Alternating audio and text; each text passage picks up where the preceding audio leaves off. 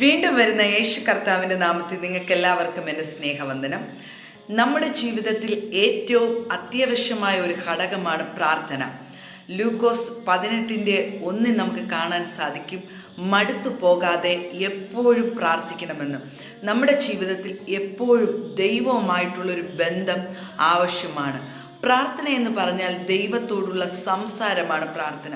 നാം ആരോടാണ് ഏറ്റവും അധികം സംസാരിക്കുന്നത്? നാം ചിന്തിക്കുക. ലോകത്തിലുള്ള ഒരു വ്യക്തിയോടാണോ?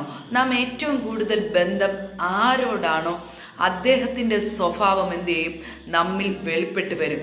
അദ്ദേഹം സംസാരിക്കുന്ന ശൈലി നമ്മിൽ വെളിപ്പെട്ട് വരും. പ്രിയമുള്ളവരെ, ഈ നാളുകളിൽ നമ്മുടെ ബന്ധം, നമ്മുടെ സംസാരം യേശുവുമായി തീരട്ടെ. എല്ലാ മേഖലയിലും നമ്മുടെ സംസാരം യേശുവുമായി തീരട്ടെ. ആ ക്രിസ്തുവിൻ്റെ ഭാവം നമ്മിൽ വെളിപ്പെട്ട് വരട്ടെ. നമ്മുടെ ഓരോരുത്തരുടെയും പ്രാർത്ഥനയ്ക്ക് വളരെ ശക്തിയുണ്ട്. വളരെ ഫേമസ് ആയ ഡോക്ടർ മാർക്ക് എന്ന വ്യക്തി ഒരു പ്രധാന കോൺഫറൻസിന് വേണ്ടി അദ്ദേഹം പ്ലെയിനിൽ യാത്ര തിരിക്കുകയാണ്. യാത്ര ആരംഭിച്ച് 1 മണിക്കൂർ കഴിയുമ്പോൾ പ്ലെയിനിൽ ചില സാങ്കേതിക തകരാറുകൾ സംഭവിക്കുകയും അദ്ദേഹം സഞ്ചരിച്ചു കൊണ്ടിരുന്ന പ്ലെയിൻ ഇറങ്ങേണ്ട എയർപോർട്ടിലല്ല, മറ്റൊരു എയർപോർട്ടിൽ ലാൻഡ് ചെയ്യുകയും ചെയ്തു.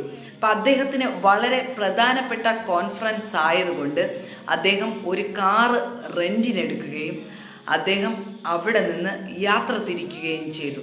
യാത്ര ആരംഭിച്ച് അല്പം കഴിയുമ്പോൾ തന്നെ പെട്ടെന്ന് പ്രതീക്ഷിക്കാതെ ഭയങ്കര മഴയും കൊടുങ്കാറ്റും അടിക്കുവാൻ ഇടയെത്തീർന്നു. ഭയങ്കര മൂടൽ മഞ്ഞ് കാരണം വഴിയറിയാതെ ഇദ്ദേഹത്തിൻ്റെ കാറ് ദിശ തെറ്റി ഓടുവാനിടയെത്തീർന്നു. കുറച്ച് കഴിയുമ്പോൾ ഒരു വീടിൻ്റെ മുൻപിൽ ഈ കാർ നിന്നു. പിന്നീട് അത് കഴിഞ്ഞ് അവിടെ വഴിയൊന്നുമില്ലായിരുന്നു. ഇദ്ദേഹം ആ വീട്ടിലിറങ്ങി വിവരങ്ങൾ അന്വേഷിക്കുകയും അവിടുത്തെ അമ്മ ഇദ്ദേഹത്തെ വളരെ നല്ല രീതിയിൽ തന്നെ സൽക്കരിക്കുകയും ചെയ്തു. ആ അമ്മ പറഞ്ഞു, ഈ കാറ്റെല്ലാം ശമിച്ചതിന് ശേഷം ഇവിടെ നിന്ന് യാത്ര തിരിക്കാമെന്ന് അമ്മ പറഞ്ഞു. അദ്ദേഹത്തിന് ഭക്ഷണം കൊടുക്കുകയും ഭക്ഷണം കൊടുത്തതിന് ശേഷം ഈ അമ്മ റൂമിൽ പോയിരുന്ന് പ്രാർത്ഥിക്കുകയും ചെയ്തു. പ്രാർത്ഥിച്ചിട്ട് തിരിച്ചു വരുമ്പോൾ ഇദ്ദേഹം ചോദിച്ചു, നിങ്ങൾ എന്താണ് ദൈവത്തോട് ചോദിച്ചത്?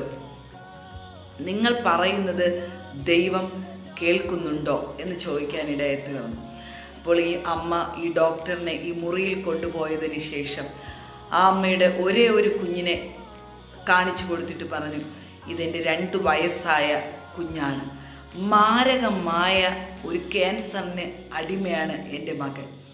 എനിക്ക് പ്രാർത്ഥിക്കുവാൻ മാത്രമേ കഴിയത്തുള്ളൂ. ഈ കുഞ്ഞിനെ സൗഖ്യമാക്കുവാൻ മാർക്ക് എന്ന് പറഞ്ഞ ഒരു ഡോക്ടറിന് മാത്രമേ കഴിയത്തുള്ളൂ.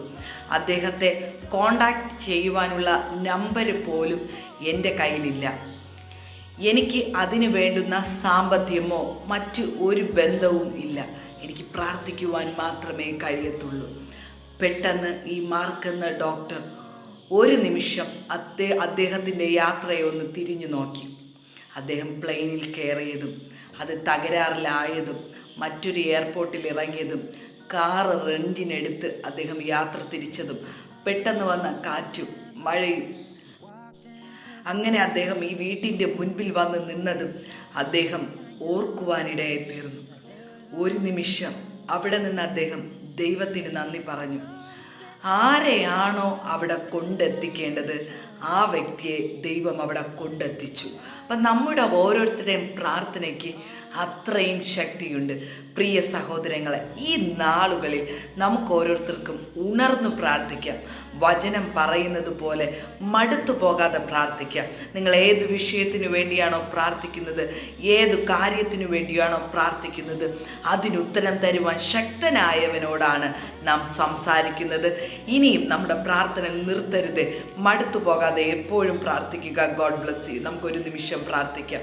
യേശുപ്പാ, സ്തോത്രം സ്തോത്രം ചെയ്യുന്നു, സ്തുതിക്കുന്നാഥ. ഈ ശബ്ദം കേട്ടുകൊണ്ടിരുന്ന എല്ലാവരെയും ബ്ലസ് ചെയ്യുന്നു, അനുഗ്രഹമാക്കി ദൈവിക നിറവാക്കി തീർക്കും. ദൈവത്തിൻ്റെ വലിയ മഹത്വം എല്ലാവരോടും കൂടെ ഇരിക്കും. എപ്പോഴും പ്രാർത്ഥിക്കുന്നവരാക്കി നമ്മെ തീർക്കുന്നതിനായി നന്ദി. പ്രാർത്ഥനയുടെ കൃപയ്ക്കായി നന്ദി. യേശുവിൻ്റെ നാമത്തിൽ തന്നെ. ആമേൻ, ആമേൻ.